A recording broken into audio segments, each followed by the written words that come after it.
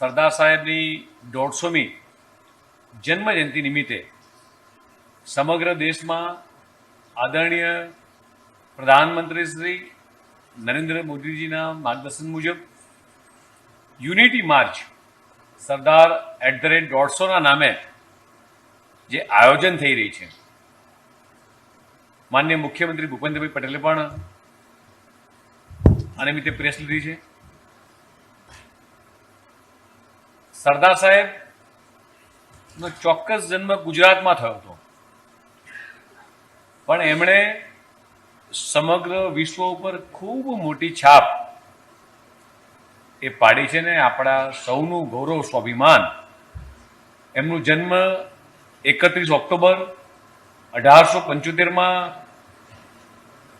ગુજરાતના ખેડા, હાલ આણંદ ખાતે જિલ્લાના કરજણમાં થયો હતો. ત્યારબાદ બેરિસ્ટર થયા બાદ સતત આઝાદીની ચળવળમાં જોડાયેલા રહ્યા.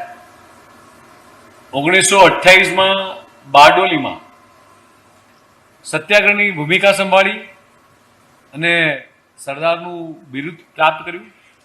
આજે અમદાવાદમાં પરેશ થઈ રહી છે એટલું ચોક્કસ એક વાતને ટાંકીશ કે સરદાર પટેલ 9 ફેબ્રુઆરી 1924ના રોજ અમદાવાદ મ્યુનિસિપાલિટીના પ્રમુખ એટલે મેયર તરીકે ચૂંટાયા હતા.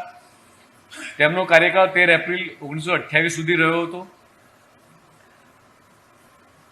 તેમના યોગદાન માટે 1975માં અનેક સ્મૃતિ કાર્યો શરૂ થયા અને 1991માં તેમને ભારતનું શ્રેષ્ઠ નાગરિક તરીકેનો પુરસ્કાર ભારત રત્ન એ આપવામાં આવ્યો. આ બધી વાતો યાદ એટલા માટે કરવી પડે કે આજની આ યુવા પેઢીને આ બધી જ બાબતો એ મીડિયાના માધ્યમથી જ એક નીચે સુધી પહોંચે. દર વર્ષે 31 ઓક્ટોબરે તેમના જન્મદિવસે ભારતમાં રાષ્ટ્રીય એકતા દિવસની ઉજવણી કરવામાં આવી રહી છે.